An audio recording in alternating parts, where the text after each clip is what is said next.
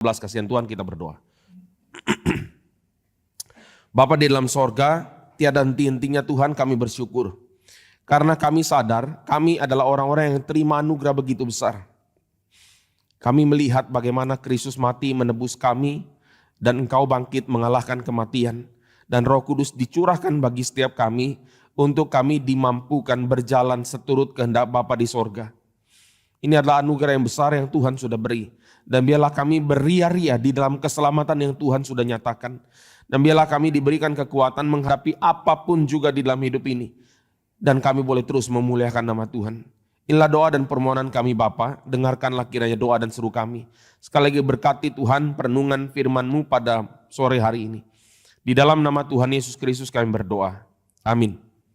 Mari kita melihat satu bagian firman Tuhan di mana tema ini terambil, yaitu dari 2 Korintus pasal yang keempat.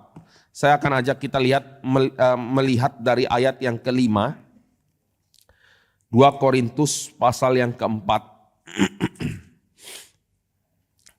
Ayatnya yang kelima sampai ayat yang ke-12. Saya akan baca agak perlahan saudara, karena bagian ini meskipun pendek tapi cukup padat ya. Jadi kadang kita waktu sudah baca langsung lupa. Saya baca ayat 5 sampai ayat 12. 2 Korintus 4 ayat 5. Sebab bukan diri kami yang kami beritakan, tapi Yesus Kristus sebagai Tuhan. Dan diri kami sebagai hamba-Mu karena kehendak Yesus.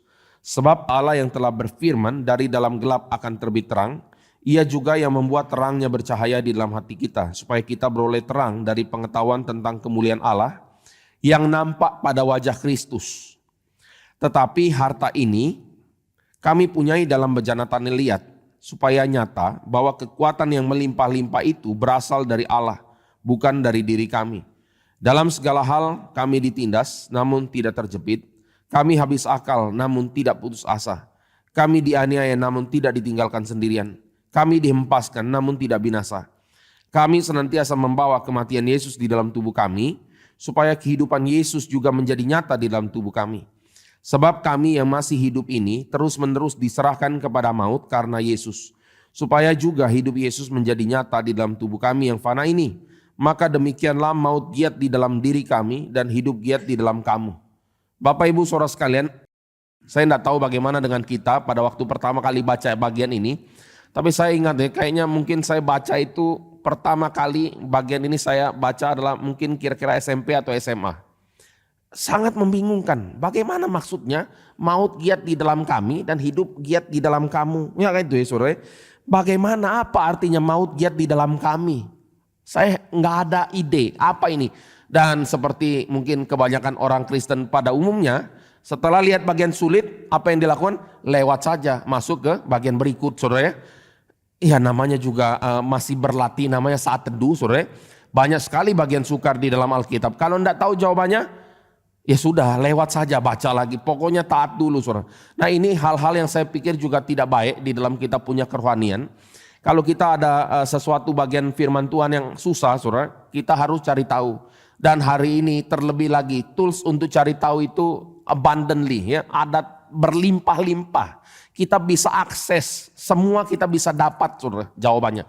Yang penting adalah yang cari dapat, yang ketok pintu dibuka. Kalau kita tidak cari dan tidak ketok ya bagaimana itu berita bisa datang ya untuk kita pahami saudara. Tapi sekali lagi ini adalah bagian kristalisasi pemikiran dari seorang Paulus. Dan saya mau ngomong dari awal saudara. Pemikiran ini hanya mungkin bisa terjadi bagi orang yang hidup dedikasi total kepada Kristus. Yang dia, makanya ya kalau kita lihat reka ulang dari beberapa bagian surat-surat Paulus, kita bisa mendapatkan satu konklusi kenapa dia bisa keluarkan statement begini. Jawabannya adalah, misalnya waktu kita lihat di dalam surat Filipi, saudara, dia adalah orang yang bilang apa? Bagiku mati adalah keuntungan, hidup adalah bagi Kristus, berbuah bagi dia.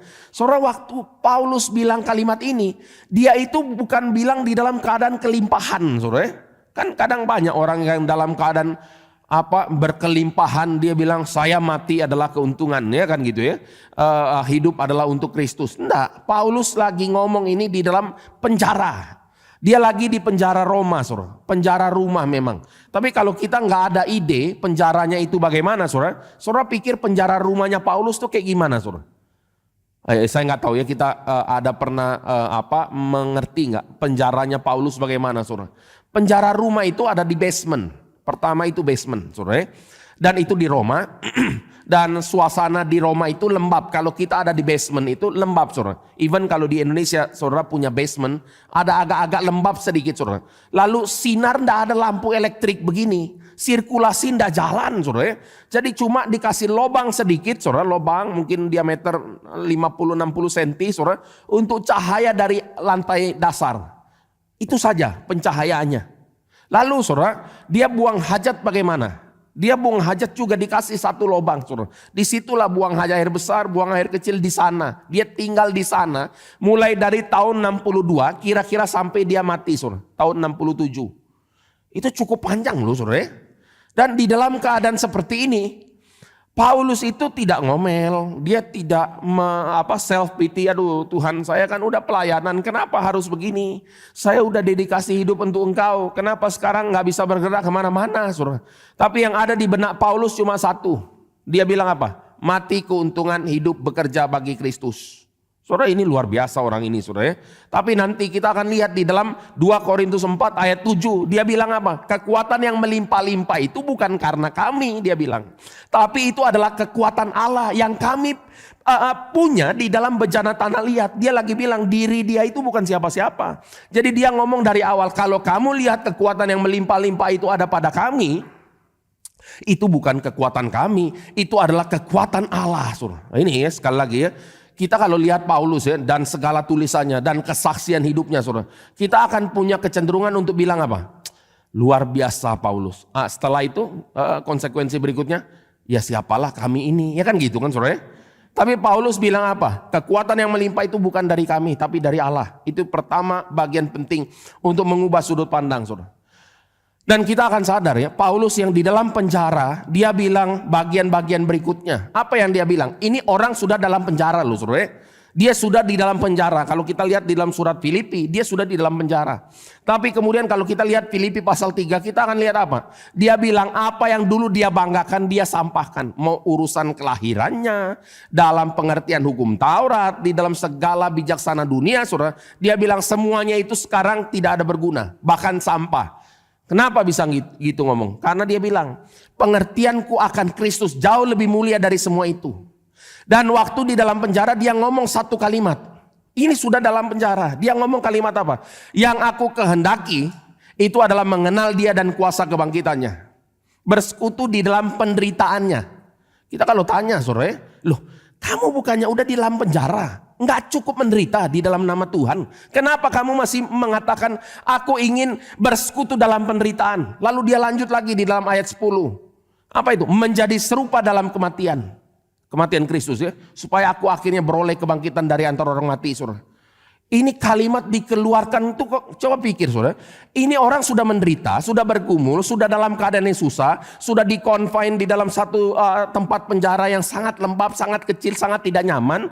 Tapi dia ngomong kalimat-kalimat seperti ini.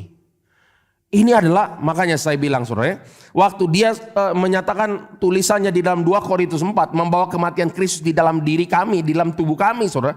Ini kalimat yang hanya mungkin dikeluarkan oleh orang yang all in hidupnya. Semuanya untuk Kristus. Tidak ada lagi saudara. Jadi mau mati kek, mau hidup kek, mau apapun saudara. Mau mengalami penderitaan, ini penderitaan, apapun yang terjadi. Dia akan bilang apa? Segala sesuatu bagi kemuliaan bagi nama Tuhan. Tapi saudara, nah ini kita lihat ya. Pertanyaan sederhana, kenapa kalimat ini kayaknya enggak terlalu populer saudara? Tidak terlalu sentral di dalam teologi atau di dalam praktika kehidupan kekristenan saudara.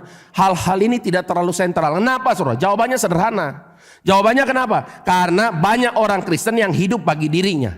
Mati buat dirinya sendiri. Dia tidak memikirkan mengenai kemuliaan bagi nama Tuhan. Jadi ini yang kita akan lihat saudara. Oke, ini bagian pertama saudara. Tapi ini adalah sudut pandang penting untuk memahami bagaimana melihat realita penderitaan dan pergumulan di dalam dunia. Tapi saya sebelum kita lanjutkan di dalam 2 Korintus pasal 4, saya ingin ajak kita itu mencoba melakukan sebuah observasi singkat. Tadi yang saya dari awal ngomong saudara, orang yang tidak kenal Tuhan sama sekali lihat penderitaan dalam dunia bagaimana, makna dari hidup bagaimana. Orang yang hanya ngerti perjanjian lama, mengerti makna hidup dan penderitaan bagaimana. Orang di dalam PB yang belum lihat Kristus mati dan bangkit, dan setelah lihat Kristus mati dan bangkit bagaimana. Kita akan coba melakukan satu buah observasi singkat, saudara, supaya inti tujuannya apa. Nah, sekali lagi ini penting supaya kita mengerti kenapa kita lakukan ini. Supaya kita sadar satu hal. Setelah kita di dalam Kristus, sudah lihat Kristus mati dan bangkit, jangan lagi punya sudut pandang seolah-olah kita ini belum kenal Tuhan. Sekali lagi saudara, kita harus sadar bagian ini. Ada pertumbuhan di dalam hidup. Maka saya akan mulai saudara. Problem of evil salah satunya dikumandangkan oleh seorang filosof namanya Epicurus. Epicurus mengatakan kalau Tuhan maha kuasa, dia punya keinginan, dia juga penuh dengan cinta kasih. Dia bertanya kenapa ada namanya problem of evil. Kecuali Tuhan itu Allah yang kejam. Dia atau tidak mampu, tidak ada kuasa atau tidak ada kasih. Allah yang jahat, dia bilang gitu ya. Maka baru ada problem of evil. Tapi kalau dia mau, dia mampu dan dia maha kuasa saudara. Kenapa ada problem of evil? Hal ini kemudian dilanjutkan oleh David Hume, saudara. Di akhir abad 18, saudara, pemikiran David Hume mengelaborate lagi problem of evil dari Epicurus. Dia bilang gini, banyak orang kan ngomong bahwa ciptaan ini adalah ciptaan yang sempurna. Dia bilang, coba tanya, coba lihat. Kamu coba lihat di dalam dunia itu sempurna enggak? Banyak penderitaan begini, sempurna dari mana?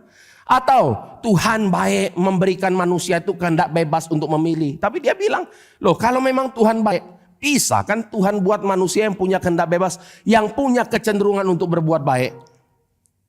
Bagaimana saudara ya? Saudara bilang, oke nggak sih Tuhan menciptakan manusia yang punya kehendak bebas, tapi kecenderungan berbuat baik saudara. Ini mirip kayak buat ini robot saudara ya? Atau jangan robot lah, robot jelas ya. Dia mechanical itu pun nggak oke. Banyak orang yang chat GPT konseling sama chat GPT akhirnya punya pemikiran bunuh diri saudara ya. Saudara tahu sendiri beberapa dilema-dilema ini karena chat GPT cuma bisa lakukan apa? Afirmasi saudara ya. Betul. Iya kami saya nggak tahu kalimatnya, kami mengerti, rasanya agak terlalu baik saudara ya. Kamu mengerti apa dalam pergumulan hidup sebagai manusia saudara ya. Tapi kita akan lihat saudara, bahwa kita akan sadar satu hal, pergumulan manusia saudara, itu very kompleks saudara. Dan David Hume menyatakan satu keadaan yang manusia punya kecenderungan kehendak bebas yang problematik. Saya ambil contoh ya, kalau kita punya kemampuan untuk lakukan editing genetik atau apapun saudara, kita ambil semua elemen anak yang rebellious saudara. Kira-kira bahagia nggak punya anak begitu? Sekarang sih kita bisa ngomong bahagia karena anak kita agak beda dikit dengan ini ya, setan yang ada tanduk, tapi ini nggak ada tanduk saudara.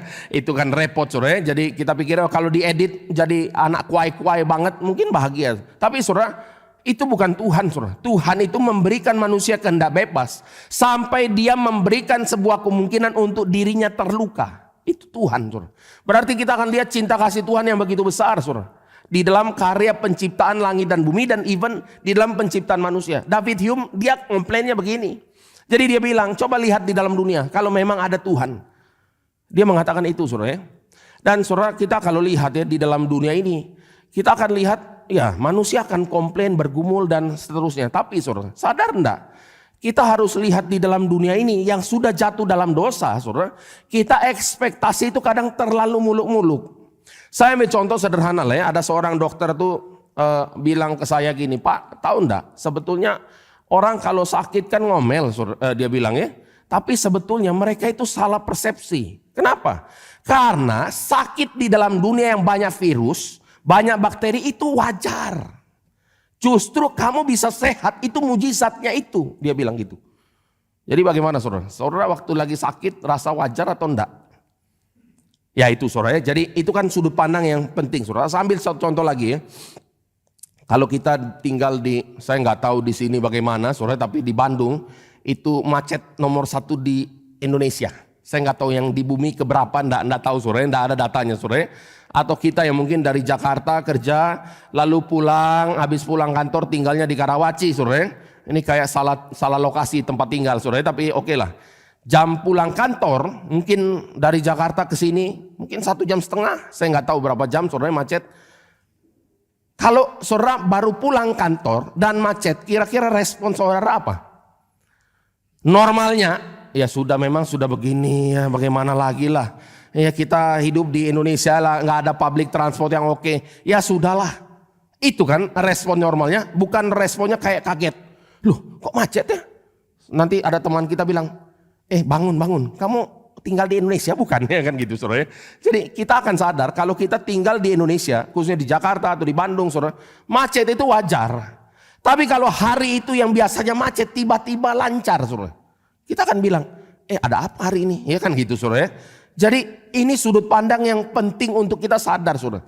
Kita hidup di dalam dunia, kalau ada penderitaan, ada orang yang mungkin mencuri, ada orang yang mengecewakan kita, ada orang yang menipu kita, ada abang-abang tukang gorengan yang jual pisang goreng pakai kantong plastik minyak itu dicemplungin saudara. Ada yang jual bakso pakai borak kan gitu saudara. Ada yang jual ayamnya mati 3 hari yang lewat saudara. Itu ya normal, dalam tanda kutip saya ngomong normal saudara.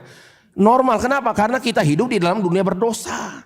Tapi kalau kita ketemu ada orang yang jualannya jujur, bener, semua produknya bagus, saudara. Itu anomali di dalam dunia berdosa ini. Nah ini adalah sudut pandang untuk kita sadar dulu. Kita ini tinggalnya di mana? Kita ini bukan tinggal di sorga, saudara. Kita ini masih tinggal di dalam dunia. Jadi sudut pandangnya adalah jangan naif gitu. Jangan terlalu muluk-muluk. Rasanya hidup ini kayak harus diproteksi, ya kan gitu ya? Bukan, saudara. Ini yang pertama. Lalu yang kedua sekarang. Kita sudah memberikan counter sedikit dalam pandangan problem of evil-nya Epicurus. Kalau Epicurus berharap segala sesuatu baik, kita justru melihat sudut pandang yang beda. Tapi yang kedua, coba kita lihat orang-orang di dalam perjanjian lama. Waktu nanti kita bandingkan dengan orang-orang di perjanjian baru. Beda sekali respon mereka waktu mereka menghadapi namanya problem of evil. Waktu mereka menghadapi ketidakadilan, waktu mereka hadapi pergumulan, beda total saudara. Saudara kalau baca Yeremia 20. Yeremia ngomong apa sama Tuhan? Tuhan, setiap kali aku ngomong tentang Engkau, aku ini mendapatkan penganiayaan. Aku setiap kali berbicara tentang aku dapat penderitaan. Aku ingin paksa supaya tidak ngomong lagi tentang Tuhan. Tapi ada penderitaan lain di dalam diriku. Ada api yang membakar tulang-tulangku. Aku tahan, aku tidak sanggup. Itu kalimatnya Yeremia, saudara. Jadi dia sampai ngomel, aduh terkutuklah hari aku dilahirkan. Saudara coba bayangkan. Kenapa itu saudara? Karena dia melayani, dia hidup benar, dia hidup setia. Tetapi yang dia dapatkan setiap kali melakukan kehendak Tuhan adalah penderitaan. Itu yang buat Yeremia itu nangis-nangis saudara. Kalau kita baca Yeremia 20. Saudara kalau kita baca lagi nanti, ini kita coba ya. Kita baca Ayub pasal 21 saudara. Saya akan kita lihat. Ayub 21. Ayub 21 ayat 7 sampai 15 saudara. Ini juga adalah pergumulan seperti nanti Asaf ya saudara. Mazmur Asaf pasal 73 itu. Ayub juga mengalami pergumulan yang semirip. Saya ajak kita lihat ya Ayub 21 ayat 7 sampai 15. Demikian firman Tuhan. Mengapa orang fasik tetap hidup? Ini kan pertanyaan penting saudara. Mereka terus dikatakan menjadi tua. Bahkan menjadi bertambah kuat. Ini pergumulan ini susah dijawab saudara. Coba kalau kita lihat. Kita coba ambil toko di dalam Indonesia lah ya saudara. Kita akan lihat gini. Mengapa Soeharto itu tetap hidup? Kalau waktu dia masih hidup saudara, ini sudah lewat jauh saudara. Menjadi tua. Kok kayaknya susah sekali mati, itu another penghakiman buat dia. Mau mati aja gak bisa, itu hukumannya saudara. Bahkan menjadi bertambah kuat. Ya memang pada waktu kita belum lihat akhir hidup Soeharto saudara. Kita akan lihat orang ini hebat deh. Kenapa hebat? Saudara tahu ya, Khmer Merah itu, ya pemimpin Khmer Merah ya saudara. Terus pemimpin gerakan Nazi, saudara Hitler. Terus mungkin diktator lain di bumi ini satu-satu mati, saudara. Rezimnya terguling balik, saudara. Tapi coba lihat, Indonesia ini memang luar biasa, saudara. Pembantaian tahun 65-66 itu mematikan 1 juta manusia, saudara. Data CIA sudah dirilis Dan CIA sudah kasih, ini tinggal di download saudara, kalau saudara mau baca saudara. CIA sudah kasih tahu saudara bahwa mereka dari awal tahu yang konflik itu tuh kubu internalnya TNI. Ya, dua kubu itu lagi bergontok-gontokan di dalam tubuh TNI. Lalu yang dikambing hitamkan adalah PKI saudara. Dan kemudian Amerika memberikan satu bantuan senjata dan dikasih hit list supaya tentara kita matikan saja semua musuh-musuh politik, termasuk kepentingan Amerika saudara. Dimatikan semua. Dan mati 1 juta orang. Lalu orang yang sudah melakukan kejahatan kemanusiaan ini ngapain dia? Berkuasa 30 tahun lebih di Indonesia. Hebat gak saudara? Hebat saudara ya. Makanya ini kan menjadi, kalau kita lihat dari sudut pandang kitab Ayub saudara, kita akan bertanya kenapa ya orang fasik tetap hidup jadi tua dan kayaknya bertambah kuat. Ayat 8 coba lihat ya. Sampai hari ini saudara, kalau kita lihat Soeharto, kita lihat keturunan mereka tetap bersama mereka. Anak cucu mereka diperhatikan mereka, rumah mereka aman, tidak ada ketakutan. Pentung alat tidak menimpa mereka, saudara. Lembu jantan mereka memacet, tidak gagal. Lembu betina mereka beranak dan tidak keguguran. Kanak-kanak mereka dibiarkan keluar seperti kambing domba. Anak-anak mereka melompat-lompat. Mereka bernyanyi dengan iringan, rebana kecapi, bersukaria menurut lagu seruling. Mereka menghabiskan hari-hari mereka dalam kemujuran. Dan dengan tenang mereka turun dalam dunia orang mati. Tapi kata mereka kepada Allah, pergilah dari kami tidak suka mengetahui jalan-jalanmu. Yang Maha Kuasa itu apa sehingga kami harus beribadah kepadanya, dan apa manfaatnya bagi kami kalau kami memohon kepadanya. Saudara coba lihat ya, di dalam kasus di Indonesia saja. Kalau orang melek kasusnya saudara, kita akan rasa, oh kita ini Indonesia kayaknya memang sedang dibiarkan atau sedang dihukum oleh Tuhan saudara. Kemungkinannya cuma 2, dibiarkan atau dihukum. Karena ya susah ngomong saudara, ini sebenarnya bukan mau ngomong tentang politik, tapi inilah realita hidup kita saudara. Jadi kalau kita lihat Prabowo itu adalah keluarga cendana saudara. Kalau kita tahu ya Soeharto keluarga cendana, nanti ada Cikeas ya, nanti ada Solo ya kan gitu kan ya. Kalau balik lagi ke Prabowo, keluarga mana dia saudara? Dia tidak ada keluarga sendiri saudara, namanya keluarga cendana saudara. Dia adalah orang Orde Baru saudara, dan betul-betul dia juga mempunyai sejarah gelap sekali.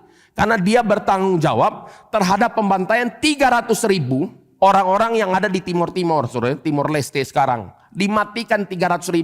Itu ada jurnalis Australia 5 orang mati begitu saja, saudara. Saudara tahu enggak waktu pasukan TNI itu mendarat, saudara, di sana waktu itu, saudara, mereka mendarat tuh pakai payung, saudara, mendarat itu anak-anak dibantai habis juga, saudara. Anak umur 2 tahun, 3 tahun itu ditembakin, saudara. Lalu setelah saya satu kali khotbah di salah satu tempat saudara, ada seorang anggota yang datang ke saya, dia bilang gitu, Pak, Bapak, saya baru pertama kali dengar ada orang yang membuka bagian ini. Saya pikir dalam hati kenapa begitu saudara? Harusnya orang Indonesia tahu kalau baca sejarah saudara. Lalu dia ngomong, tapi Bapak juga harus berimbang. Karena kita juga ya banyak korban dari pihak kita.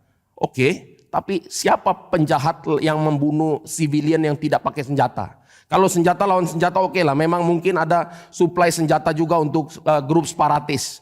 Tapi saudara, anak-anak umur 2 tahun, 3 tahun anak-anak itu, apa haknya orang-orang ini untuk membantai saudara?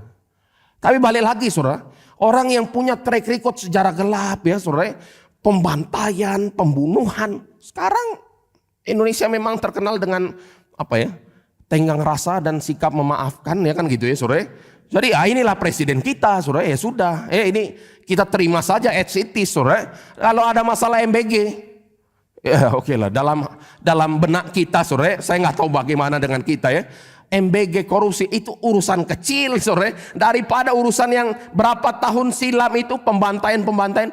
Ini baru MBG saudara, apa yang akan dikerjakan? Have no idea saudara. Tapi yang kita tahu adalah pergumulan Ayub itu sound saudara. Orang-orang yang dekat dengan pemerintahan saudara, ya bahagia saja kan saudara. Sampai ini kan masalah besar kan kalau kita lihat di dalam perpolitikan Indonesia, itu MBG jadi tempat korupsi massal saudara. Sekarang pertanyaannya yang paling jengkel, waktu kapan hari khotbah KKR juga di beberapa tempat saudara. Saya tanya, anak-anak ini KKR sekolah anak dan ada guru-guru saudara. Saya tanya, anak-anak terima nggak makan MBG itu? Terima. Saya bilang, kalau kamu makan, kalau kamu adalah sekolah yang terima MBG, kamu harus lakukan audit. Kenapa? Karena kamu bertanggung jawab terima makanan itu. Kalau makanan itu harganya 15.000, saudara, kamu lihat itu tidak layak untuk harga 15.000, you harusnya protes. Tapi mereka terima saja, saudara. Saya tidak tahu apa yang terjadi, saudara. Kita susah protes karena kita tidak dapat itu MBG, saudara. Saudara kalau dapat MBG, kita harus protes. Sama, saudara. Saya ngomong, oke lah, kadang kita ngomong gini, oke. Pak, itu kan MBG, jauh lah dari kehidupan kita. Saya akan ngomong satu lagi, saudara. Ini relevan dengan apa yang kita ngomong membawa kematian Kristus. Saya ngomong contoh sederhana, saudara. Setiap kita di Indonesia yang membawa kendaraan harus ada SIM. Betul kan, saudara? Sebagian besar, saya nggak tahu berapa persen, saudara, buat SIM-nya itu pas datang ke counter di kepolisian ditanya, Bapak mau langsung atau pakai ujian? Saya pernah ditanya gitu juga waktu itu ya. Saya dalam hati ada pergumulan, terus terang saja, saudara. Saya bukannya imun, saudara. Saya dalam hati itu maunya coba gini. Oh, ada ya yang langsung, ya kan, saudara? Pura-pura nggak tahu, saudara, supaya hati nuraninya agak enak sedikit, saudara. Oh, ada yang langsung. Oh, langsung saja. Tapi tidak bisa, saudara. Saya tidak bisa mengkhianati hati nurani saya karena saya tahu ini adalah tindakan yang tidak benar. Jadi saya bilang yang pakai ujian. Tapi saudara sadar enggak? Saya kan biasa, ini namanya hamba Tuhan, saudara. Kemana-mana pakai batik kan, saudara, gitu ya. Waktu saya bilang pakai ujian, saudara, polisinya agak takut sedikit. Kenapa takut, saudara? Karena bapak ini rapi, kayaknya nggak mungkin nggak ada duit deh, kan gitu kan. Ditanya berikutnya, Bapak dari mana? Nah, itu, saudara, dia pikir saya auditor, saudara. Saya tinggal di sebelah, oh di sebelah, ini tetangga, oke, ya kan gitu, saudara. Tapi saudara sadar enggak? Kita ini adalah pelaku firman. Kalau kita kompromikan, saudara, untuk kita punya kenyamanan hidup, saudara, kita ini berbagian dalam kebusukan yang dikerjakan secara masif di bangsa ini. Itu tidak boleh kita kerjakan, saudara. Justru itu intinya, orang percaya menghidupi kebenaran dan tidak kompromi, lalu mengalami penderitaan. Di situ intinya, saudara. Jadi kita bilang, ini kan tindakan premanisme, Pak. Bapak kan tahu, kita kalau ujian SIM itu sudah kayak pembalap F1, ya kan gitu, saudara. Bawa motor juga kayak, itu lebih dari pembalap, ya kan gitu ya. Ini memang dikondisikan untuk kita nggak lulus, Pak. Tapi saudara, awalnya saya juga berpikir begitu, saudara. Awalnya, saudara, oke lah, saya ada 2 SIM, saudara. SIM motor itu dari SMA, itu tinggal datang foto tok, saudara. Nggak tahu apa-apa urusan orang tua saya, saudara. Beresin. Nah. Tapi waktu urus SIM mobil, saudara, saya punya teman baik saya, Pendeta Ardian dari Bali itu, saudara. Dia bilang, selama ini orang bilang tidak mungkin lulus. Terus dia bilang, saya lulus kok. Nah itu, saudara, coba. Kalau ada yang lain semua nembak, saudara, satu orang tidak nembak, rasanya gimana, saudara? Kayaknya agak evil dikit kalau kita nembak kan, saudara. Nah itu bagus, saudara. Yang belum buat SIM, nah jangan nembak, saudara. Akhirnya saya kerjakan juga, saudara. 8 kali ujian. Itu nggak gampang, saudara. Yang kali ke-8, saudara, kali ke-8. Dalam hati saya udah ambil keputusan. Keputusannya gini. Ini terakhir, saya bilang. Ini udah 4, saudara. Ini terakhir. Kalau nggak dapat sudah, saya nggak akan mati juga. Masih ada Gokar, Grab, kayak udah nggak masalah. Puji Tuhan yang terakhir itu lulus, saudara. Tapi ini adalah realita hidup, saudara. Sangat banyak pergumulan hidup itu. Sangat banyak, saudara. Nah jadi balik lagi sih, kalau kita lihat daripada konteks dari pergumulan yang dinyatakan Ayub, ini sangat dekat kok dengan kita. Kita akan lihat banyak sekali dinamika hal-hal semacam ini, saudara. Banyak pergumulan-pergumulan ini. Jadi Ayub bergumul, Yeremia bergumul. Nanti kita lihat Habakuk juga bertanya, Tuhan, kenapa kau biarkan aku melihat penindasan? Kenapa aku melihat hukum yang terbalik munculnya? Bukankah ini umat Tuhan? Gitu. Itu kalimatnya Habakuk, saudara. Dia tidak mengerti kenapa ini terjadi. Dan dia makin tidak mengerti waktu Tuhan jawab doanya. Dan Tuhan bilang, oh kamu doakan gitu kan ya? Kamu tahu enggak? Saya sudah bangkitkan orang Kasdim. Bangsa Babel itu yang jahat sekali untuk menghukum kamu. Itu tambah buat Habakuk nggak ngerti. Kenapa ada orang jahat yang menghukum kami yang lebih baik, saudara? Jadi ini adalah tahapan, saudara, kalau kita lihat mengenai pergumulan. Oke, sisi lain, saudara, yang paralel, saudara, berbicara mengenai makna hidup. Saudara sadar enggak, bagian penting sekali bicara mengenai makna hidup. Tadi sudut pandang mengenai penderitaan, pergumulan. Sekarang kita bicara sudut pandang mengenai makna hidup. Ini 2 hal yang paralel, saudara. Contohnya gini ya. karena Paulus punya makna hidup di dalam Kristus, maka dia bisa melihat penderitaan karena nama Kristus sebagai sesuatu yang mulia. Sekali lagi saudara, karena Paulus mengerti kemuliaan di dalam Kristus saudara, maka dia bisa lihat penderitaan pergumulan yang dia hadapi di dalam Kristus sebagai sesuatu yang baik saudara. Tapi orang yang tidak punya Kristus, dia punya sudut pandang mengenai makna hidup itu shattered, hancur saudara. Nah maka saudara, kalau kita coba lihat bagian mana di dalam Alkitab yang paling tepat untuk menggambarkan makna hidup manusia di dalam dunia yang sudah jatuh di dalam dosa. Jawabannya kitab Pengkhotbah. Saudara, kalau kita baca kitab Pengkhotbah dengan baik dan benar ya, perlahan, jangan buru-buru. Kayak orang kalau ada grup baca Alkitab, tiba-tiba baca sehari 5 pasal, oke sih, itu nggak apa-apa juga saudara. Anyway mungkin belum pernah selesai saudara, baca oke saudara. Tapi kalau bacanya buru-buru kan, itu kayak kebut satu malam saudara, apa yang kita bisa dapat ya, harus agak bertanya dan bertumbuh. Tapi kalau kita lihat kitab Pengkhotbah, apa yang kita bisa sadar saudara? Dari awal kitab Pengkhotbah dikatakan apa? Segala sesuatu sia-sia. Usaha menjaring angin. Dia gambarkan matahari ada, ya, pohon apa segala ada. Manusia, keturunan silih berganti datang dan pergi. Apalagi saudara, dia bilang kalimat lain. Dia bilang, kalau orang punya kekayaan luar biasa besar, tapi tidak ada anugerah untuk menikmati, buat apa? Maksudnya, kamu mau kaya berapa banyak pun kekayaanmu, sadar enggak? Kamu ada problem satu, apa problemnya? Kamu akan mati, itu kalimatnya. Jadi kamu mau kumpulkan seisi dunia, tapi kamu akan mati. Oke, setelah kamu mati, kamu akan tinggalkan buat anakmu. Tapi Pengkhotbah bilang, kamu tahu dari mana anak itu akan mengelola kekayaanmu yang kamu dapatkan dengan air keringat ya dan penderitaan dengan bijaksana. Kamu tahu dari mana? Nggak tahu kan saudara. Dan kalau kita lihat tren bisnis keluarga saudara, generasi pertama banting tulang setengah mati ya kan gitu, sukses. Generasi kedua masih menikmati kesuksesan.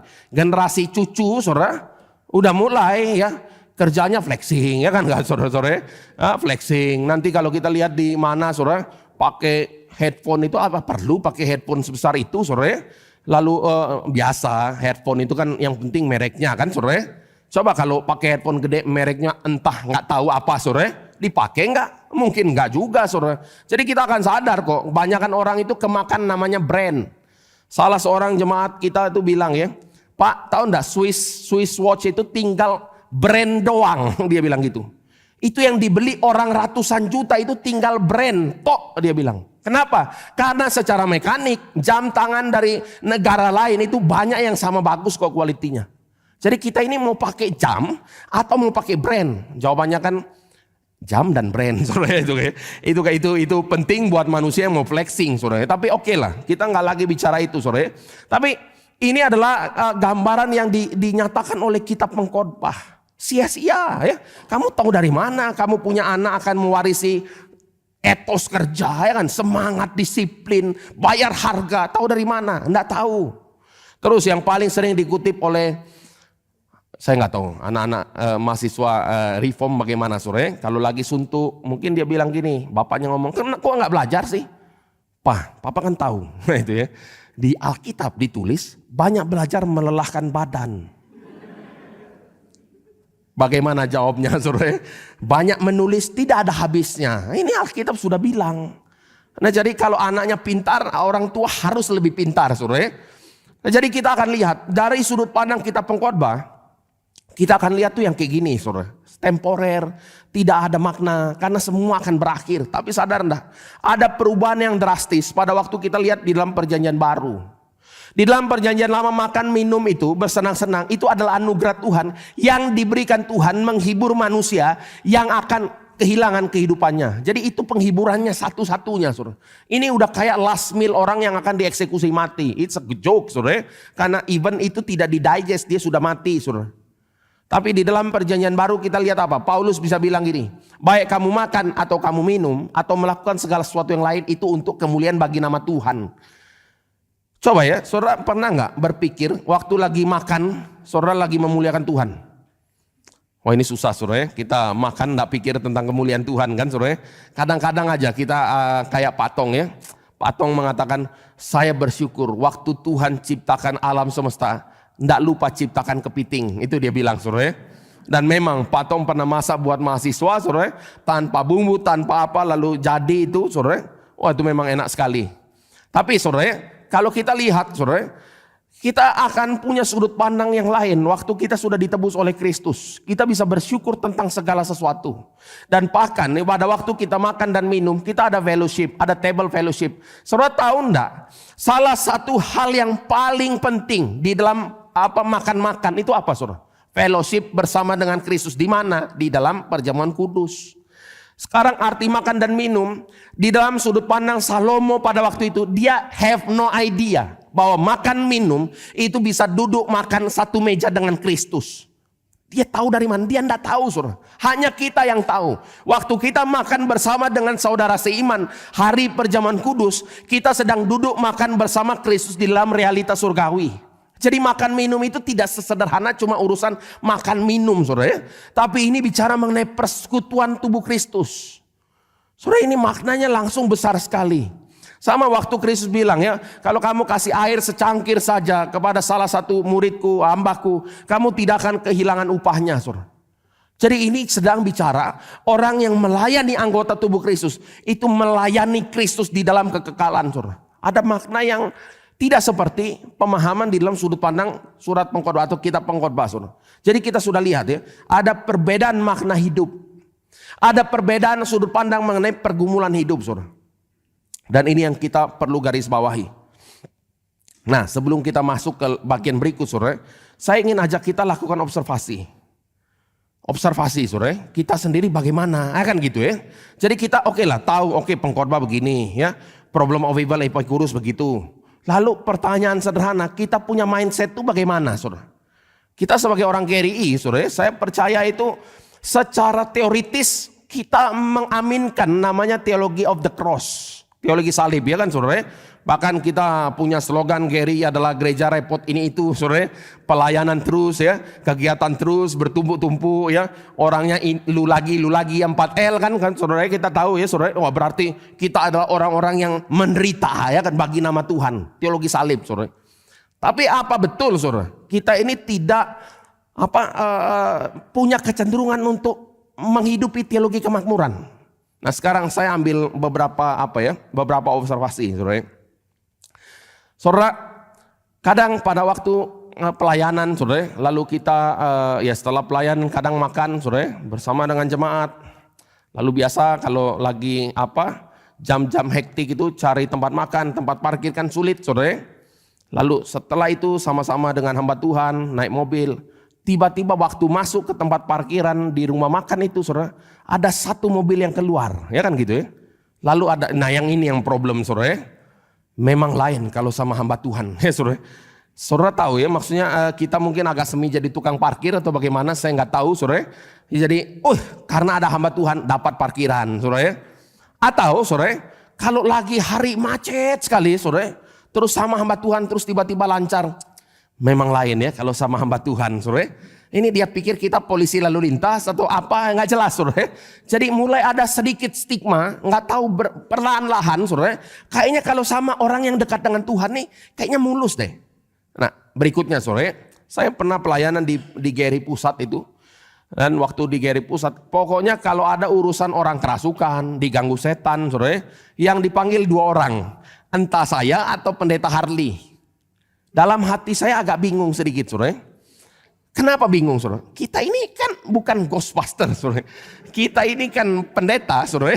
Pendeta sama Tuhan. Dan kalau ada kerasukan gitu kan kita enggak bawa kemyan, saudara. Enggak, saudara. Kita enggak pakai itu juga, mantra atau apa pun enggak. Kita lakukan apa, saudara? Baca firman, penginjilan, doa. Itu tok. Enggak ada yang lain, saudara. Jadi harusnya semua orang bisa kan, saudara? Tapi coba, kalau ada yang kerasukan, saudara rasa lebih tenang nggak kalau ada hamba Tuhan datang? Itu saudara, itu sudah mulai ada namanya superstitious. Kayaknya orang yang dekat Tuhan tuh lebih oke lah gitu. Berikutnya saudara, kalau saudara lagi ada pergumulan hidup berat gitu ya. Berat ya, macam-macam lah, entah sakit, apa banyak pergumulan, masalah, relasi apa semua, saudara. Saudara berharap nggak didoakan oleh hamba Tuhan? Atau sama sajalah ya, mau doakan istri saya sama ini aktivis siapa yang datang doakan sama. Semua kita di dalam Tuhan doanya sama. Amin. Nah susah kan saudara ya. Kayaknya kalau hamba Tuhan datang itu, ini baru betul ini. Inilah doanya yang kita mau aminkan saudara ya. Saudara, itu adalah mulai ciri-ciri itu superstisius saudara. Kita itu rasa kayak orang dekat dengan Tuhan itu kayaknya hidupnya mulus deh. Saudara sadar enggak, ini justru yang terbalik di dalam kisah hidupnya Paulus. Saudara, sampai nanti Paulus itu dianggap bukan rasul sama orang Korintus karena terlalu menderita. Saudara nanti ya, saya nggak tahu Bapak Ibu familiar nggak dengan list yang ada di dalam 2 Korintus 11. Jadi di dalam 2 Korintus 11 itu Paulus bilang, kalau mereka pelayan Kristus, aku lebih lagi, aku seperti orang gila. Itu kan saudara ya, karam kapal itu lebih banyak di kedinginan, masuk penjara ya kan gitu, dirajam apa segala macam dan lain sebagainya saudara. Tapi Paulus kasih tahu baik-baik. Ini saya terpaksa ngomong ini karena banyak nabi-nabi palsu, hamba-hamba Tuhan palsu itu boasting, sombongkan mereka punya CV pelayanan. Makanya Paulus bilang, saya ini ngomong list saya ini, dia bilang ya, ini di dalam kebodohan ya, jangan diikuti. Ini adalah kebodohan. Kalau mereka ini bicara begini, aku terpaksa ngomong juga, tapi dalam kebohongan, bukan seturut firman Tuhan. Kalau mereka pelayan Kristus, aku lebih lagi, saudara. Saudara, penting baik-baik. Kalau kita cuma lihat list pelayanan Paulus, kita akan sampai kepada konklusi, luar biasa ya Paulus ya. Ya kita jauh lah ya, bukan itulah, kita ya masih orang level di mana lah saudara ya. Makanya Paulus bilang, kalau aku boleh menyombongkan diri, dia akan menyombongkan apa? Aku akan menyombongkan kelemahanku. Dia ngomong gini, kamu tahu enggak, waktu saya itu di Damsyik, dikejar-kejar, saya itu orang yang kabur dari kejaran Raja Aretas. Dia bilang gitu, saya bersumpah, Tuhan adalah saksiku saudara. Yang kedua dia sombongkan lagi kelemahannya kapan saudara? Waktu dia minta duri dalam daging dicabut saudara ya. Kita akan sadar satu hal saudara. Paulus itu orang yang merendahkan diri setengah mati saudara. Supaya orang tidak salah persepsi tentang hamba Tuhan itu adalah orang yang begitu tadi saudara. Jadi kita akan mulai sadar saudara. Ini adalah observasi yang kita perlu lakukan. Kenapa saudara? Karena blind spot itu sangat susah untuk dipahami. Kita tidak bisa lihat, namanya titik buta tidak bisa lihat saudara. Saya ambil contoh satu hal saudara. Di Gary itu akhir tahun hamba-hamba Tuhan tuh dapat kesempatan untuk cek medical check up saudara. Nah itu adalah hari di mana blind spot kita dibuka saudara. Karena rasa kayaknya 1 tahun ini baik-baik saja. Saya tidak terlalu suka gula kan gitu kan saudara. Saya lebih senang manis dan pedas dan asin misalnya gitu kan ya. Lalu sekali lihat kok HbA1c 5,7 ini, ya kan gitu ya. 5,8 tuh masuk ke dalam golongan pre-diabetik, saudara. Kok 5,7 ini ada apa, saudara? Saya mulai pikir, kayaknya saya nggak suka gula manis-manis, enggak. Ya. Dan mulai dari hari itu saya mulai akan observasi hidup saya, saudara. Dan mulai sadar, saudara. Waktu ke mall, saudara, lagi ke supermarket, lagi cari sereal. Kalau ada pilihan sereal kacang tok, saudara, tanpa gula, sama sereal kacang dan ada coklatnya, tangan itu ambilnya, ini saudara, ada coklatnya saudara. Kalau lagi minum jus saudara, jus alpukat tanpa susu kental manis, atau sama susu kental manis, ambil yang susu kental manis saudara. Kalau ada roti keju, sama roti keju coklat saudara, ambil keju coklat saudara. Saya baru mulai sadar, selama ini titik buta terlalu banyak saudara.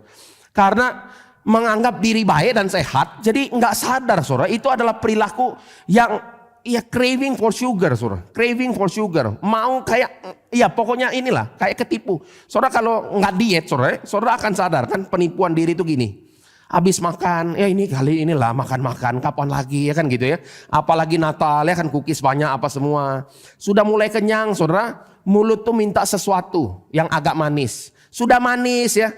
Kayaknya ada asin oke juga saudara. Asin tambah lagi akhirnya lebih dari yang seharusnya. Saudara inilah titik buta. Kita itu tidak akan lihat titik buta kalau kita tidak melakukan observasi saudara. Dan ini yang kita dibuka faktanya. Dan waktu kita lihat observasi ini, ternyata kita ini lebih dekat dengan kemakmuran saudara. Bukan dengan teologi salib. Ini adalah bagian yang penting untuk kita ada starting point supaya dengan menyadari realita ini kita bertumbuh sekarang. Nah sekarang Bapak Ibu Saudara sekalian saya ingin ajak kita kembali ke dalam 2 Korintus pasal 4 ya saudara. 2 Korintus pasal 4 tadi. Di dalam bagian ini saudara, dia mulai buka dengan satu hal yang spektakuler. Apa yang dia buka, saudara? Pasal 4 ayat yang ke-6. Dia lagi bicara inti. Kalau kita tanya, saudara, apa yang bisa membuat orang di dalam perjanjian lama ngomel, nangis, dan ya mengeluh waktu mereka mengalami penderitaan, dan apa yang membuat orang-orang di dalam perjanjian baru itu ketika menderita dalam nama Kristus mereka bersuka cita? Apa turning pointnya, saudara? Nah, ini penting sekali ayat 6. Sebab Allah yang telah berfirman dari dalam gelap akan terbit terang. Ia juga yang membuat terangnya bercahaya di dalam hati kita supaya kita beroleh terang dari pengetahuan tentang kemuliaan Allah yang nampak pada wajah Kristus. Saudara, intinya adalah karya ciptaan baru di dalam Kristus. Saudara, ini bagian ini sama grandernya, sama besarnya, sama pentingnya dengan pembukaan yang ada di dalam Yohanes 1 ayat 1. Pada mulanya adalah firman. Sama besarnya, sama pentingnya dengan pembukaan Matius 1 ayat 1. Biblos Geneseos, atau inilah silsilah Yesus Kristus. Yang mengacu kepada Kejadian 2 ayat 4 di dalam Septuagint atau perjanjian lama dalam bahasa Yunani. Pasal 2 ayat 4 juga pakai istilah Biblos Geneseos. Inilah hikayat riwayat langit dan bumi. Saudara, di dalam bagian ini Matius lagi mengkomparasikan penciptaan yang ada di dalam perjanjian lama dengan penciptaan yang ada di dalam Kristus. Saudara, ini adalah bagian yang besar sekali, saudara. Penciptaan di dalam Kristus. Penciptaan yang membuat terang Tuhan bercahaya dalam hati kita yang gelap. Kalau kita bandingkan, saudara, kenapa besar? Karena di dalam penciptaan langit dan bumi, Tuhan itu dalam tanda kutip ya, cuma ngomong, jadilah terang. Terang jadi. Tidak ada effort apapun dalam tanda kutip. Tapi untuk menciptakan kembali kita di dalam Kristus, saudara, itu adalah, makanya saya selalu ngomong ya, ini adalah pemberian teragung, terbaik, terbesar yang Tuhan mungkin beri. Jadi tidak ada pemberian lain yang lebih besar dari ini, saudara. Karena dia memberikan anaknya yang dia kasihi. Saudara, ini mungkin ilustrasi penting, saudara, ya, di dalam bagian ini ya. Kadang kita nggak dapat sense-nya. Tapi satu kali mungkin ini 15 tahun lewat lah, waktu saya masih sebelum jadi STT, masih jadi guru sekolah minggu. Ada anak sekolah minggu saya kelas 1 2 SD itu, dia tanya gini, "Pak, kalau memang Bapak mengasihi kita, kenapa dia kasih anaknya? Kenapa enggak ngasih dirinya sendiri?" Coba saudara, kalau Bapak Ibu ngajar anak sekolah minggu, saudara, jawabnya apa? Coba pikir sedikit ya. Memang banyak pergumulan hidup di saudara. Salah satunya pergumulan ditanya anak sekolah minggu, saudara. Jawabnya apa? Kenapa Bapak ngasih anaknya bukan dia? Saya pikir-pikir itu gimana ya, saudara. Aduh, kacau ini. Tapi Tuhan kasih hikmat, saudara.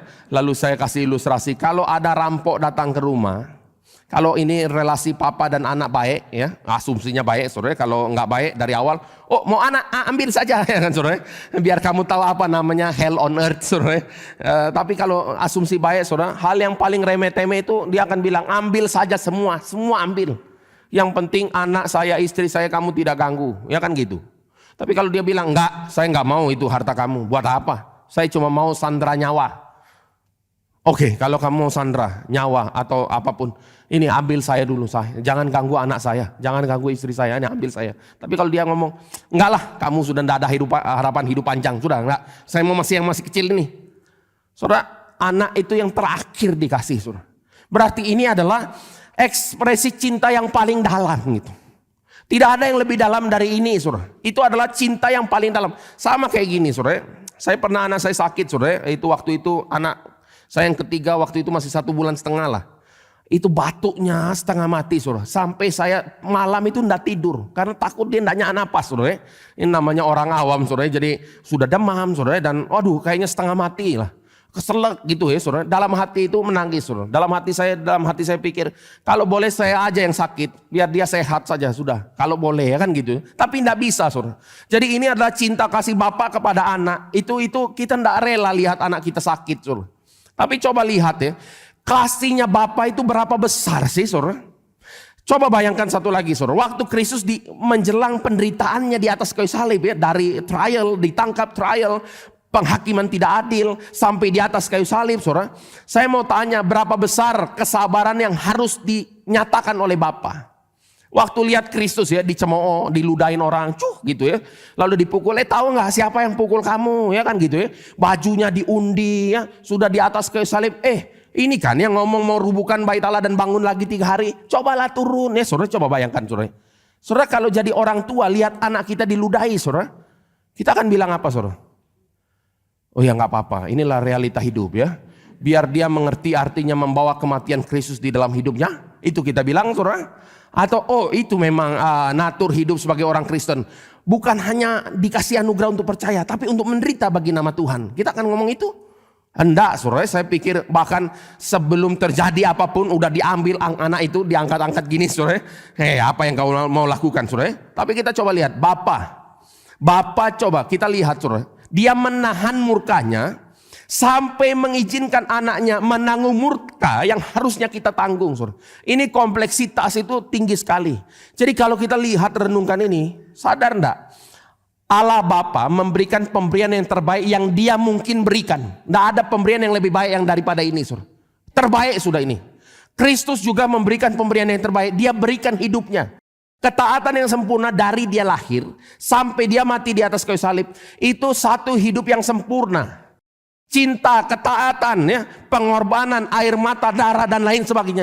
Dia nyatakan itu di atas kayu salib. Untuk apa? Menebus kita. Untuk melakukan kehendak Bapa di dalam sorga, saudara. Itu pemberian yang terbaik hidupnya. Pemberian apa? Hidup sebagai persembahan yang kudus yang berkenan kepada Allah, saudara. Jadi baik dari Bapa, Kristus sudah memberikan pemberian yang paling agung. Dan anugerah besarnya apa, saudara?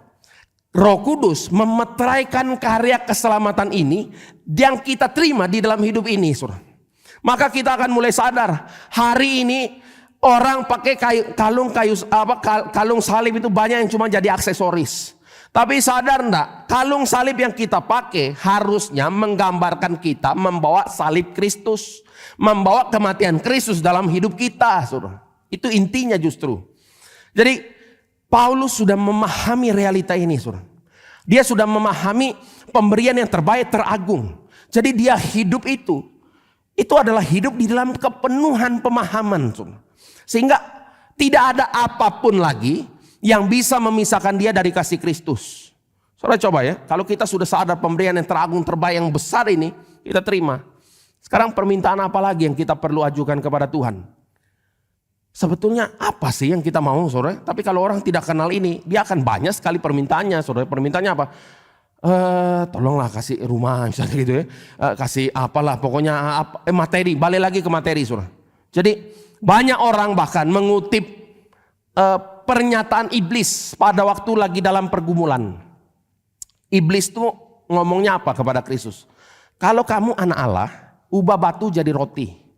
Kalau kamu anak Allah, kamu loncat dari bubungan bait Allah. Pasti kamu ditatang malaikat-malaikat. Saudara, banyak orang Kristen waktu lagi bergumul, kalimatnya kalimat iblis keluar. Kalau engkau Tuhan, tolong ubah hidup saya. Ya kan gitu kan, saudara. Jadi ini adalah sesuatu yang merusak iman orang percaya, saudara. Tapi lihat Paulus ya, kalau kita lihat di dalam bagian ini, dia mulai bisa memahami sekali lagi, saudara, apa arti menderita bagi nama Kristus, saudara. Nah sekarang saya mau lanjutkan, saudara. Di dalam bagian-bagian ini kita sudah renungkan esensi menderita bagi nama Kristus. Tapi saya mau ajak kita coba kilas balik di dalam sejarah singkat sedikit, saudara. Paulus pertama kali pergi ke Korintus tahun 49. Tahun 49 itu Claudius, Raja Claudius mengeluarkan satu keputusan. Ini orang Israel semua dikeluarkan dari Roma, diusir semua karena ada konflik internal. Ada orang misi Kristen yang menginjili orang Yahudi, jadi ribut, saudara. Suetonius bilang huru hara karena nama Kristus menurut para ahli, saudara. Akhirnya Priscilla Aquila didepak dari Roma. Saudara sadar enggak? Kalau kita itu udah tinggal kerja baik-baik ya, ada penghasilan oke, mungkin rumah juga sudah ada, saudara. Tiba-tiba harus tinggalkan semua dan mulai hidup dari nol. Coba bagaimana, saudara? Saya nggak tahu dalam hidup kita pernah mulai dari nol berapa kali, saudara ya. Nggak gampang hidup mulai dari nol. Saya lihat banyak sekali orang-orang yang mulai lagi hidup dari nol. Entah karena kebakaran, entah karena disaster apa dalam hidup. Mulai lagi itu beratnya minta ampun. Saya lihat orang-orang yang mengalami musibah, saudara. Ada beda antara orang di dalam Kristus sama yang tidak. Yang di dalam Kristus pulihnya cepat, saudara. Tetap berat, saudara. Maksudnya harta yang selama ini dikumpulkan habis cepat begitu saja, saudara. Berat sama, saudara. Tapi hari berikutnya dalam matanya itu ada pengharapan yang terkandung. Beda sekali, saudara. Nah, balik lagi saudara, kalau kita lihat bagian ini saudara, kita akan mulai sadar saudara. Satu bagian yang menguatkan kita di dalam menghadapi pergumulan. Kita akan lihat saudara, bagaimana orang yang di dalam Kristus menanggung penderitaan dan pergumulan ini. Karena mereka sadar anugerah Tuhan yang begitu besar. Ini yang tidak pernah terjadi di dalam hidup orang yang tidak kenal Tuhan saudara. Tidak pernah terjadi saudara. Jadi kita menyaksikan saudara, pergumulan-pergumulan yang sulit saudara. Orang-orang bahkan yang menghadapi unfortunate events dalam hidup saudara. Mereka melihat bagian ini dan hari itu Priscilla Aquila harus mulai hidup lagi dari nol. Susah sekali saudara. Tapi mereka ketemu dengan siapa di Korintus? Ketemu dengan Paulus di Korintus saudara. Saudara sadar enggak ada peristiwa besar terjadi di sini? Penderitaan yang dialami Priscilla dan Aquila harus mulai hidup dari nol lagi. Habis semua, segala sesuatu habis. Kalau kita ada dalam posisi itu, menderitanya minta ampun saudara. Tapi sadar enggak, perjumpaan Priscilla dan Aquila dengan Paulus itu menjadi salah satu bagian penting sampai Paulus diberkati dan Paulus bisa tulis surat kepada jemaat di Roma. Jadi penderitaan yang dialami Priscilla Aquila menjadi berkat bagi jemaat Roma. Kita coba pernah pikir nggak elemen ini saudara? Penderitaan yang kita alami jadi penghiburan buat orang lain. Biasanya saudara, kita udah menderita itu udah terlalu fokus sama diri kan saudara? Boro-boro mikirin orang lain. Saya aja tolong Tuhan, ya kan gitu saudara. Buka tingkap-tingkap langit itu kan saudara, kayak gitu kan saudara. Boro-boro mikirin saya menderita enggak apa-apa, yang penting umat Tuhan dikuatkan. Itu pikiran dari mana saudara? Itu pikiran hanya bisa muncul, tadi dari awal saya bilang, orang yang hidup mati buat Kristus. Dan setelah itu Paulus ya, tahun 49 nanti dia pindah ke Efesus, dia penginjilan di Efesus saudara. Dia di Efesus kira-kira tahun 53 sampai tahun 55. Itu adalah masa transisi dari Claudius kepada Nero. Claudius itu diracuni oleh istrinya. Kenapa? Karena istrinya lihat Claudius itu mau ubah keputusannya yang sudah menetapkan Nero, anak tirinya jadi raja, pewaris tahta. Dia mau ubah lagi untuk jadikan anak kandungnya. Jadi Agrippina, nama istri Claudius, itu racuni Claudius, mati saudara. Memang Agrippina terkenal cantik, terkenal kaya, adik dari Caligula, raja sebelumnya. Tapi saudara, itu pergolakan politik terjadi ya, satu sisi. Dan kemudian saudara, di dalam tahun-tahun itu, Paulus sedang melayani di Efesus. Kadang kita pikir pelayanan di Efesus itu ya, pelayanan yang success story, mengguncang sendi-sendi kota Efesus. Kota pagan, kota besar itu menjadi basis kekristenan. Coba kita bayangkan ya, Paulus di situ 2,5 sampai 3 tahun. Dia mengubah orang Efesus, kota Efesus menjadi basis kekristenan. Nanti later on, Rasul Yohanes ke sana, Maria ibu Yesus ke sana. Efesus menjadi kota penting bagi penyebaran kekristenan. Tapi saudara, testimoni Paulus, ini yang kita mau lihat saudara ya. Sedikit lagi saudara. Kita lihat di dalam 1 Korintus 15 ayat 31 sampai beberapa ayat setelahnya saudara. Supaya kita sadar bahwa Paulus ada di situ tuh menderitanya luar biasa besar saudara. 1 Korintus 15 ayat 31 dan 30 sampai 34 saudara ya. 1 Korintus 15 31. Saudara-saudara, tiap hari aku berhadapan dengan maut demi kebanggaanku akan kamu dalam Kristus Yesus Tuhan kita. Aku katakan bahwa hal ini benar. Kalau hanya berdasarkan pertimbangan manusia saja, aku telah berjuang melawan binatang buas di Efesus. Ini ditulis waktu dia di Efesus, saudara. Apa gunanya hal itu bagiku? Jika orang mati tidak dibangkitkan, maka marilah kita makan minum sebab besok kita mati. Jangan kamu sesat, pergaulan yang buruk merusakkan kebiasaan yang baik. Sadarlah kembali sebaik-baiknya dan jangan berbuat dosa lagi. Ada di antara kamu yang tidak kenal Allah. Hal ini kukatakan supaya kamu merasa malu. Paulus tegur jemaat Korintus habis-habisan, saudara ya. Ini kita tidak bahas lebih jauh, tapi dia ngomong, dia di Efesus itu perjuangannya kayak melawan binatang buas. Ini melawan kemungkinan besar yang lagi dibicarakan Paulus ini adalah melayan kelompoknya Demetrius, ketua asosiasi pedagang souvenir kuil Dewi Artemis, saudara. Ini lagi huru-hara, saudara. Intinya mereka ribut karena duit masuk dikit, saudara. Tapi blame-nya adalah Paulus mengajarkan jalan yang kita sebagai orang Roma tidak boleh terima. Ini biasa, saudara. Ini modus dari manapun, intinya duit, ya kan, saudara. Ada ormas apapun kalau demo intinya duit, saudara. Demo apapun, mau agama, mau apa, pokoknya kalau ada duit aman, saudara. Itu dari dulu, saudara. Satu lagi, saudara. Ini 2 Korintus, sekarang kita lihat pasal yang pertama. Ayat yang ketiga sampai ayat 11, saya bacakan agak cepat saja saudara. Ini adalah sudut pandang yang breakthrough. Breakthrough kenapa? Karena penderitaan jadi sumber penghiburan bagi orang Kristen yang lain. Saya baca ya, 2 Korintus 1 ayat 3 sampai 11. Terpujilah Allah Bapa Tuhan kita Yesus Kristus, Bapa yang penuh belas kasihan dan Allah sumber segala penghiburan, yang menghibur kami dalam segala penderitaan kami, sehingga kami sanggup menghibur mereka yang berada dalam bermacam-macam penderitaan dengan penghiburan yang kami terima sendiri dari Allah. Sebab sama seperti kami mendapat bagian berlimpah-limpah dalam kesengsaraan Kristus, demikian pula oleh Kristus kami menerima penghiburan berlimpah-limpah. Jika kami menderita, hal itu menjadi penghiburan dan keselamatan kamu. Jika kami dihibur, maka hal itu adalah untuk penghiburan kamu, sehingga kamu beroleh kekuatan untuk dengan sabar menderita kesengsaraan yang sama seperti yang kami derita juga. Dan pengharapan kami akan kamu adalah teguh, karena kami tahu bahwa sama seperti kamu turut mengambil bagian dalam kesengsaraan kami, kamu juga turut mengambil bagian dalam penghiburan kami. Sebab kami mau, saudara-saudara, supaya kamu tahu akan penderitaan yang kami alami di Asia Kecil. Itu Efesus. Itu lagi-lagi 2 Korintus ini juga ditulis di Efesus, saudara. Beban yang ditanggungkan atas kami adalah begitu besar dan begitu berat, sehingga kami telah putus asa juga akan hidup kami. Bahkan kami merasa seolah-olah kami telah dijatuhi hukuman mati. Tapi hal itu terjadi supaya kami jangan menaruh kepercayaan pada diri kami sendiri, tapi hanya kepada Allah yang membangkitkan orang mati. Dari kematian yang begitu ngeri, Ia telah dan akan menyelamatkan kami. Kepadanya kami menaruh pengharapan kami, bahwa Ia akan menyelamatkan kami lagi. Karena kamu juga turut membantu mendoakan kami, supaya banyak orang mengucap syukur atas karunia yang kami peroleh berkat banyaknya doa mereka untuk kami. Saudara, ini sekali lagi ya, kita lihat bagian ini. Dia lagi bilang apa? Dengan banyaknya penderitaan yang kami alami, ini kami juga akan bisa menyatakan penghiburan yang berlimpah-limpah yang kami terima. Supaya waktu kamu mengalami penderitaan, kami bisa memberikan penghiburan ini kepada kamu. Saudara, saya ambil contoh gini ya. Kita tahu Paulus itu dipenjara sampai kepalanya dipenggal di dalam masa pemerintahan Nero. Oke, satu hal saudara. Dalam keadaan yang begitu sulit dan begitu berat, sekarang ada umat percaya yang mengalami penderitaan. Kita coba reka ulang saudara. Misalnya Paulus yang kita tahu dia udah hidupnya hancur-hancuran gitu saudara, sampai mati ya. Lalu berjumpa dengan kita yang mungkin pada waktu KKR tahun baru kemarin di Bandung di demo ya kan gitu kan ya.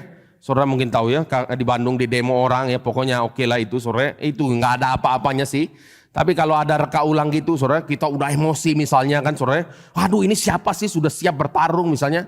Lalu ketemu dengan Paulus. Dan Paulus cuma peluk kita saja. Saudara tahu artinya itu apa saudara? Itu adalah apa ya? Penderitaan, pergumulan berat, beban yang dia hadapi. Dia sekarang datang, orang yang berat pergumulan datang. Dan memberikan kelegaan bagi kita yang baru bergumulnya sedikit saudara.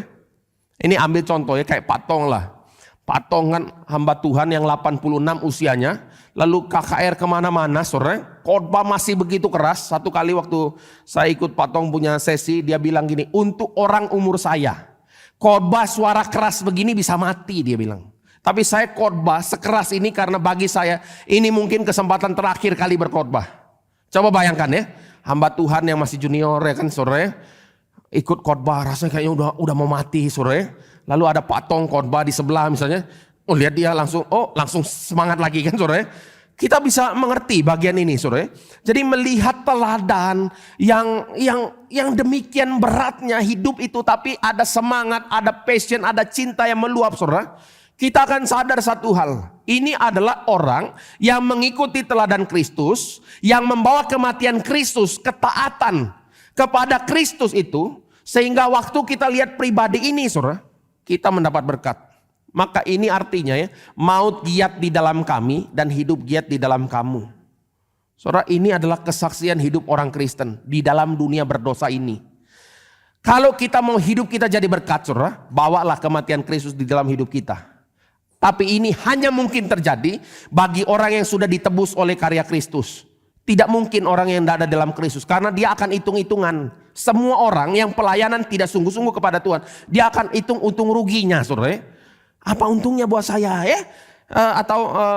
Ya, jarang orang ngomong kalau nggak ada saya selalu bertumbuhlah gereja. Nah, itu kalau orang reform ya kadang begitu ya, karena tapi itu dipakai juga untuk kabur dari pelayanan ya kan gitu saudara.